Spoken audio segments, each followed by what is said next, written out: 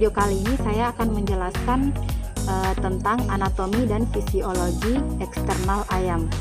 Yang pertama kita lihat bagian kepala, ada paruh. Nah, paruh ini berfungsi untuk mengambil makanan. Kemudian ada hidung. Nah, terus di bagian sininya itu ada jengger. Nah, kalau pada ayam kampung dia jenggernya ini berwarna merah yang berfungsi sebagai atau berfungsi membantu ayam agar suhu tubuh ayam tetap dingin. Kemudian di sini ada mata, ada cupil telinga dan gelambir. Nah, gelambir ini berfungsi sebagai atau berfungsi untuk mengenali spesies serta menurunkan suhu badan pada ayam. Kemudian ada leher, ada sayap ya. Sayap ini berfungsi untuk atau sebagai alat keseimbangan saat bergerak. Selain itu ada juga bulu. Bulu ini berfungsi sebagai isolator, melindungi tubuh dari luka dan infeksi, sebagai sarana untuk terbang, dan sebagai reseptor dari luar. Nah, biasanya juga fungsi bulu ini sebagai perhiasan untuk memikat lawan jenis. Kemudian di sini ada ekor. Kalau untuk pada ayam kampung di sini ada ekor. Nah, ekor ini berfungsi juga sebagai alat keseimbangan pada ayam. Setelah itu di bagian bawah ya, di bagian bawah ada kakinya. Nah, pada kakinya ini terdapat cakar ya, cakar. Nah, cakar ini berfungsi sebagai atau berfungsi untuk mengais tanah untuk mencari makanannya. Dan kemudian kalau untuk pada ayam kampung yang terdapat pada ayam jantan ya, dia itu di bagian kakinya terdapat taji yang berfungsi untuk melindungi diri dari musuhnya. Kemudian pada kulit ayam dia berfungsi untuk melindungi tubuh dari temperatur lingkungan dan perlindungan terhadap mikroorganisme yang masuk ke dalam tubuh. Selanjutnya eksternal ayam. Selanjutnya kita akan menjelaskan tentang sistem internal ayam pada sistem digesti atau pencernaan. Oke, selanjutnya kita akan mengarah kepada sistem digesti atau pencernaan pada ayam. Yang pertama di sini ada paruh. Paruh ini berfungsi untuk mengambil makanan dan kemudian di dalamnya terdapat lidah dan juga saliva atau air liur untuk membantu mendorong makanan hingga ke esofagus atau kerongkongan. Nah, pada esofagus atau kerongkongan ini terjadi gerakan peristaltik untuk mendorong makanan hingga ke tembolok atau crop. Kemudian makanannya akan diteruskan ke crop atau setelah dilanjutkan ke crop, kemudian makanan tersebut akan dilanjutkan juga ke proventriculus. Nah, di dalam proventriculus ini terjadi pencernaan secara enzimatis yang merubah makanan sehingga mudah dicerna. Kemudian setelah ke proventriculus, makanan tersebut dilanjutkan ke ampela atau gizzard. Nah, pada bagian ampela terdapat otot yang kuat dan permukaan yang tebal. Di dalam ini terjadi pencernaan secara mekanik dan makanan akan digiling dengan batu-batu kecil sehingga makanan berukuran lebih halus. Nah, biasanya kalau pada ayam kampung batu-batu kecilnya itu jumlahnya sangat banyak yang berfungsi untuk menggiling makanan sehingga makanan tersebut berukuran lebih kecil. Tapi karena ini ayam potong, jadi jumlah batunya itu lebih kecil atau lebih sedikit. Kemudian kita masuk di usus 12 jari atau usus kecil. Nah, pada usus kecil ini terdapat 3 bagian. Yang pertama itu ada duodenum. Nah, duodenum ini batas antara ampela dan duodenum itu terdapat pada percabangan yang ini, kemudian sampai di percabangan yang ini. Bisa lihat ya perbatasannya di mana. Kemudian kita berlanjut ke jejunum. Nah, jejunum ini merupakan bagian yang paling panjang dari usus 12 jari. Batas jejunum dan ileum itu terdapat cabang kecil yang disebut dengan mesikel di ventriculum.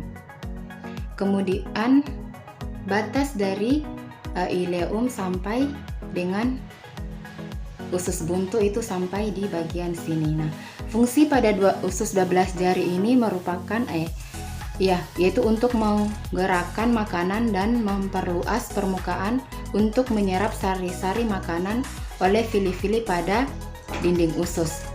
Kemudian kita masuk di usus buntu atau sekum. Nah, sekum ini merupakan proses terjadinya pencernaan secara fermentasi. Setelah itu kita masuk kepada usus besar. Nah, batas usus besar ini mulai dari percabangan antara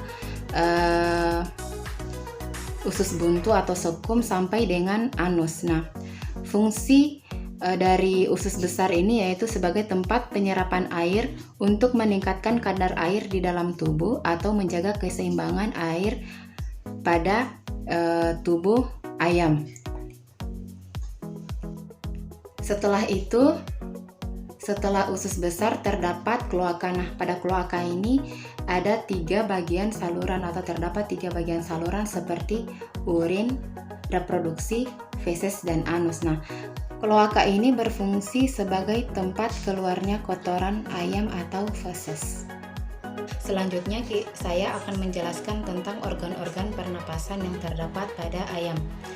Nah, yang pertama itu saya sebutkan dulu fungsi utama dari pada pernapasan ayam. Nah, fungsi utama dari saluran pernapasan pada ayam itu adalah menyediakan oksigen, mengeluarkan karbon dioksida, dan membantu pengaturan suhu tubuh. Kemudian kita masuk kepada saluran pernapasan. Yang pertama itu melalui hidung atau nures. Nah, fungsi hidung atau nures ini yaitu untuk mengambil udara sebagai tempat bernafas, yang di dalamnya terdapat bulu-bulu halus yang digunakan untuk menyaring udara yang masuk. Selanjutnya ada laring. Nah, laring ini terdapat di dalam hidung yang fungsinya untuk mencegah masuknya benda-benda asing ke dalam laring. Jalan masuk udara selama inspirasi, membantu dalam proses menelan, membantu mengatur tekanan intratorasis atau pintu masuk keluarnya udara, dan mengatur suara. Kemudian pada trakea. Nah, pada trakea ini berupa pipa-pipa yang terdiri dari cincin-cincin tulang rawan. Nah, cincin-cincinnya kita bisa lihat di dalamnya. Oke. Nah, pada pangkal trakea ini terdapat yang namanya siring sebelum percabangan menjadi bronkus kanan dan bronkus kiri. Ya. Kemudian pada siring, pada siring ini terletak pada percabangan pangkal trakea yang ini, yang mana bila bergetar akan membentuk suara pada ayam. Suara terjadi saat ekspirasi, di mana siring ini berfungsi sebagai katup penjaga keseimbangan tekanan. Setelah tadi siring, kemudian kita masuk pada paru-paru atau pulmo, yang dimana terdapat bronkus dan bronkiolus. Nah, pada paru-paru ini terdapat sepasang dan dilindungi oleh tulang rusuk yang ukurannya relatif kecil dan tidak berlobi. Pada paru-paru ini berfungsi sebagai tempat pertukaran oksigen dan karbon dioksida. Kemudian air sek atau kantong udara. Nah, pada kantong udara ini berfungsi untuk mempertahankan volume udara yang konstan pada paru-paru dan menggerakkan udara melalui paru-paru selama inspirasi dan ekspirasi. Selanjutnya kita beralih kepada sistem reproduksi pada ayam. Nah, sistem reproduksi pada ayam kali ini kami mengambil sistem reproduksi pada betina. Pada organ reproduksi betina terdapat organ primer yaitu ovarium berfungsi menghasilkan ovum dan hormon. Terdapat 3 hormon di dalam ovarium yaitu progesteron, estrogen dan prolaktin. Progesteron berfungsi untuk pematangan ovum, lalu ada estrogen sebagai season de risek dan prolaktin itu sebagai sifat keibuan. Setelah organ primer, kemudian ada organ sekunder. Yang pertama itu ada oviduct yang terdiri dari infundibulum yang berfungsi sebagai tempat menangkap sel telur dan fertilisasi yang terjadi selama 15 sampai 20 menit.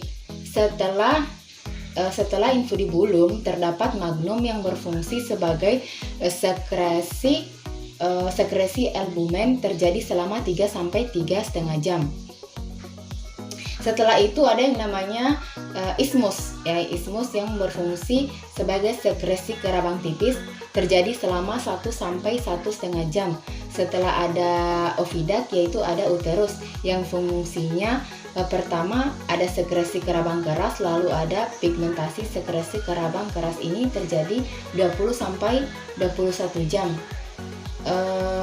Pigmentasi warna kerabang telur ada 3 yaitu puropropirin, purotoprin dan bliverdin. Pada puropropirin itu untuk warna pada ayam dan merpati, purotoprin itu untuk warna kerabang telur pada puyuh, dan bliverdin itu terdapat pada bebek atau angsa. Setelah uterus ada juga yang namanya vagina. Nah, vagina ini berfungsi sebagai ovoposisi, pelapisan kutikula dan penyimpanan sel telur sementara. Setelah itu ada kloaka yang merupakan muara 3 saluran yaitu propedeum, uredeum dan proctodeum. Nah, proctodeum itu berfungsi sebagai saluran reproduksi, kemudian ada uredeum sebagai saluran urin, dan proctodenum itu sebagai saluran pencernaan. Setelah itu ada kloaka, yaitu ada vein di dalamnya sebagai tempat keluarnya telur. Oke, sekarang kita beralih pada sistem imun. Nah, sistem imun ini terdiri dari 3 bagian ya. Sistem imun pada ayam ini terbagi ke dalam 2 pigmen, yaitu sistem imun humoral dan sistem imun sekular ya. Nah, pada sistem imun ini terdapat timus.